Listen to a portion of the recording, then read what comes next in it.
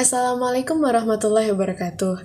Di sini kami kelompok 2 akan menjelaskan tentang manajemen sumber daya manusia.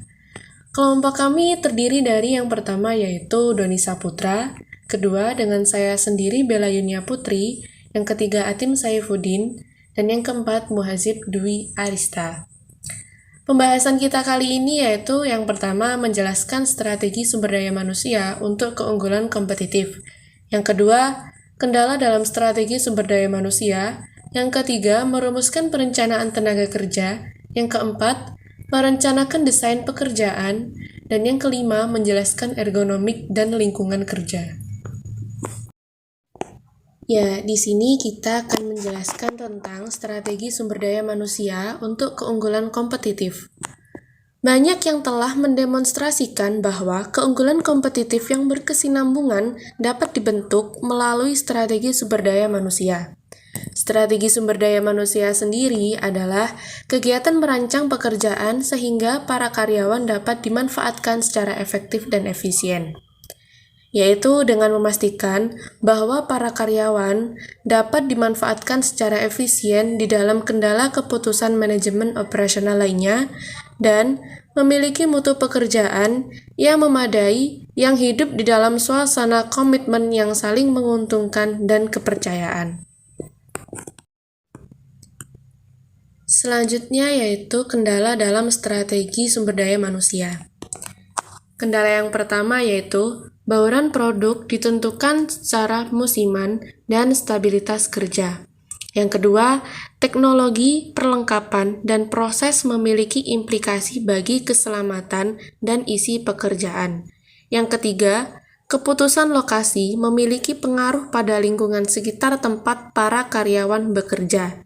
Yang terakhir yaitu tata ruang, misalnya lini perakitan first cell kerja mempengaruhi isi pekerjaan. Perencanaan tenaga kerja. Perencanaan tenaga kerja, labor planning, menentukan kebijakan susunan kepegawaian yang berhubungan dengan stabilitas ketenagakerjaan, jadwal kerja, dan aturan kerja.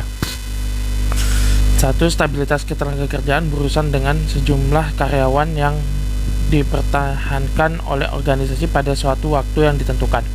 Kedua, jadwal kerja flex time memungkinkan bagi para karyawan di dalam batasan tertentu dapat menetapkan jadwal mereka sendiri. Kebijakan flex time akan memungkinkan karyawan dengan notifikasi yang tepat untuk berada di tempat kerja dengan tepat waktu. Aturan kerja yaitu menentukan siapa yang mengerjakan apa, kapan mereka akan melakukannya, dan dengan kondisi apa mereka akan melaksanakannya.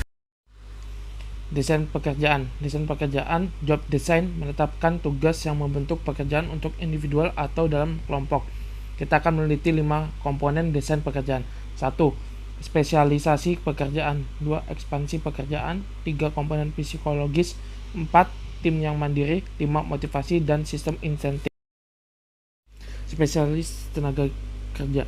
Ahli ekonomi abad ke-18 Adam Smith menyarankan untuk pembagian tenaga kerja, juga dikenal sebagai spesialisasi tenaga kerja atau spesialisasi pekerjaan labor specialism, yang akan membantu dalam menurunkan biaya tenaga kerja yang multitalenta.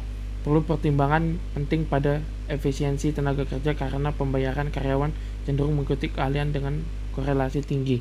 Baik, selanjutnya yaitu perluasan pekerjaan. Perluasan pekerjaan atau yang disebut job enlargement, di mana terjadi ketika kita menambahkan tugas yang memerlukan keahlian yang sama pada pekerjaan yang sudah ada. Rotasi pekerjaan atau yang disebut job rotation adalah versi dari perluasan pekerjaan yang terjadi ketika karyawan dimungkinkan untuk berpindah dari satu pekerjaan yang terspesialisasi ke yang lainnya. Varietas telah ditambahkan kepada sudut pandang karyawan mengenai pekerjaan.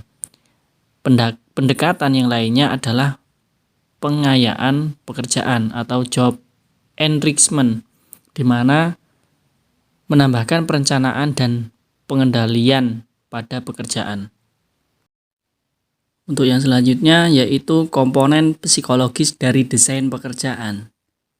Komponen-komponen ini memusatkan perhatian pada bagaimana merancang pekerjaan sehingga dapat memenuhi beberapa kebutuhan minimum psikologis.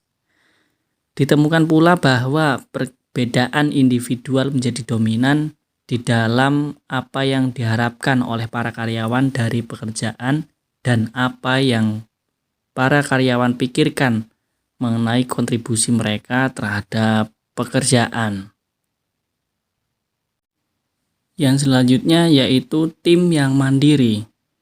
Tim yang mandiri atau yang bisa disebut self-direction team, sekelompok pemberdayaan individual yang bekerja bersama-sama untuk mencapai tujuan umum. Tim ini terutama efektif karena mereka dapat secara mudah memberikan pemberdayaan karyawan, memastikan karakteristik pekerjaan inti, dan memuaskan banyak kebutuhan psikologis dari anggota tim secara perorangan. Materi yang selanjutnya yaitu motivasi dan sistem insentif. Komponen psikologis dari desain pekerjaan memberikan wawasan ke dalam faktor-faktor yang berkontribusi pada kepuasan pekerjaan dan motivasi. Sebagai tambahan pada faktor psikologis ini, terdapat faktor moneter. Uang seringkali berperan secara psikologis seperti halnya motivator keuangan.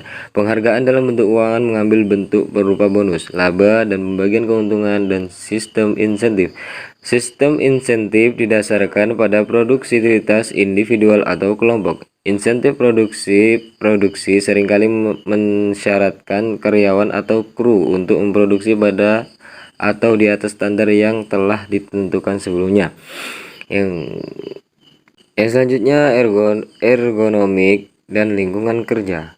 Ergonomik atau ergonomi sendiri adalah ilmu yang mempelajari interaksi antara manusia dengan elemen-elemen lain dalam suatu sistem, serta profesi yang mempraktikkan teori, prinsip, data, dan metode dalam perancangan untuk mengoptimalkan sistem agar sesuai dengan kebutuhan, kelemahan, dan keterampilan manusia. Oleh karenanya, desain perkakas dan tempat kerja bergantung pada studi mengenai orang-orang untuk menentukan apa yang mereka mampu dan tidak mampu.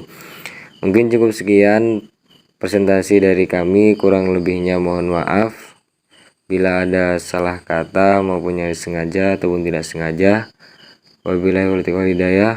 Wassalamualaikum warahmatullahi wabarakatuh.